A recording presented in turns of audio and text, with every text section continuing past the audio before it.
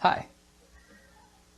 I'm going to try to present in 15 minutes or less my interview with King David. Actually, we had more than one session. And David is king of Israel, as you may recall, and he is looking at a career change in his life. I'm going to let him explain that himself when you meet him. Basically, the theories that I'm going to use are going to involve Krumboltz's social learning theory. Basically, I'm going to focus in on the decides process, touch a little bit about his other theory, just the social learning theory in general.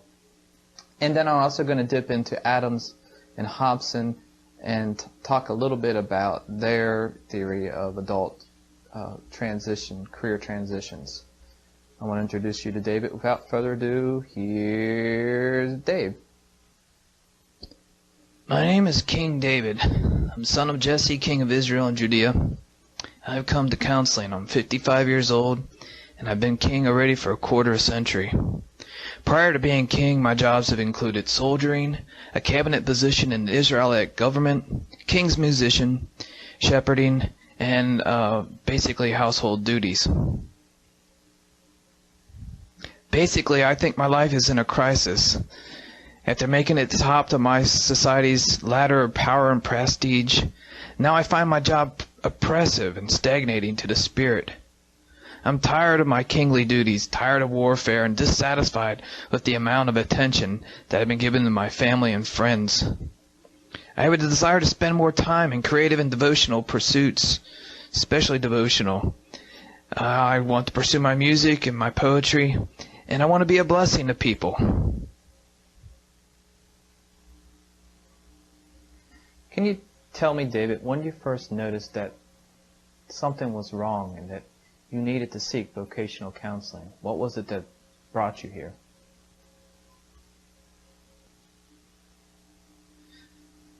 I first realized that I was facing a crisis when I had my adulterous affair with Bathsheba. The prophet Nathan, he told me then that I was no longer content with the things that I had. He made me realize that I started looking around me for more. I just wasn't satisfied, if you know what I mean. I see. So you kind of lost interest in your role as king, and you started, as you say, to look around. Can you tell me now, how are things like right now? What is your situation? I'm bored. I began to give all my big assignments to my chief officer, Job. He seemed competent.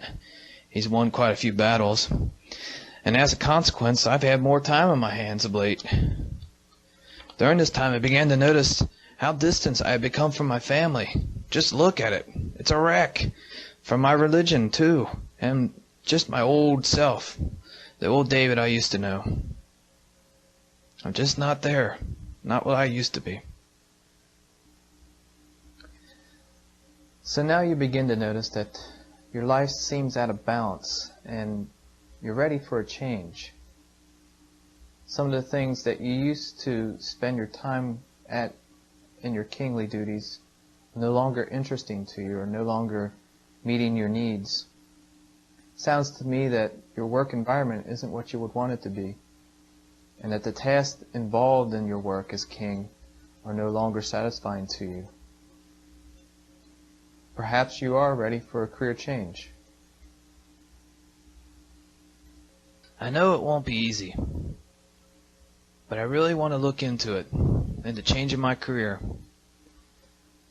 After all, I'm only 50 years old. I have quite a bit of life ahead of me. And I'm still strong. I still have a very active mind, and I got ideas, and I got inspirations from the Lord. There has to be a way for me to go from here so that life will have more meaning. And I think that's what I'm called to do. And I hope you can help me. So I think it's pretty clear to see that David is basically in an adult career transition, which brings a crisis. That's where Hobson and Adams comes in. I also want to look at it just a little bit, touch on Donald Super's lifespan theory. I believe that David is in the maintenance stage of the lifespan, and he's basically looking to transfer out of it into a more disengaged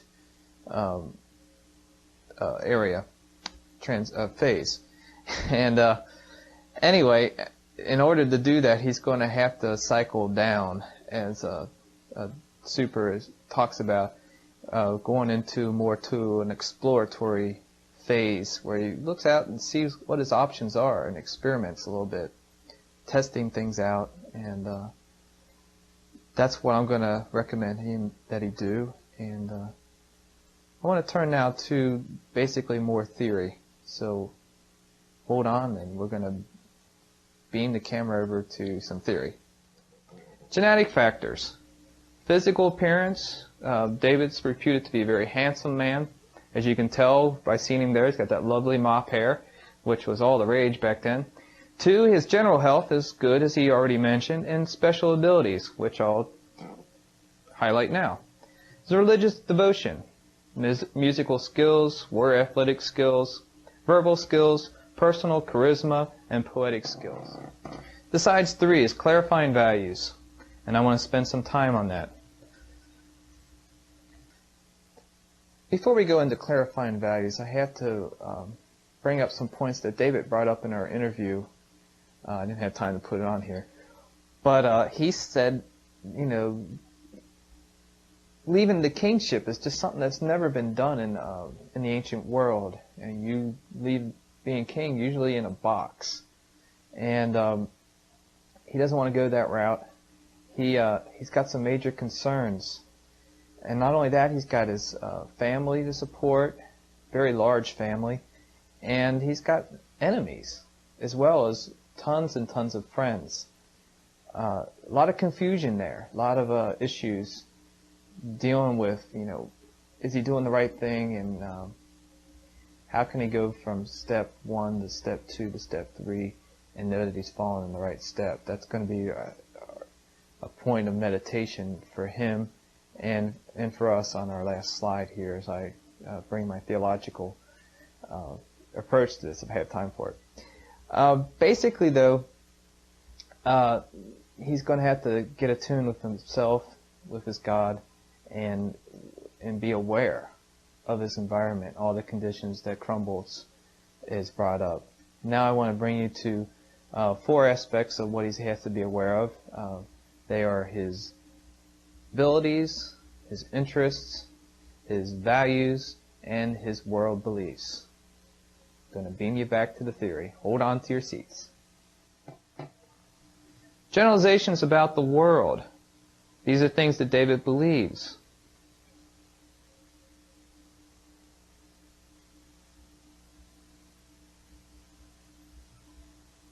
I like that last one.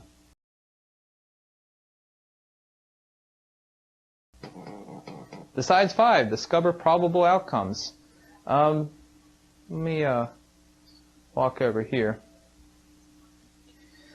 so you can. Here we go.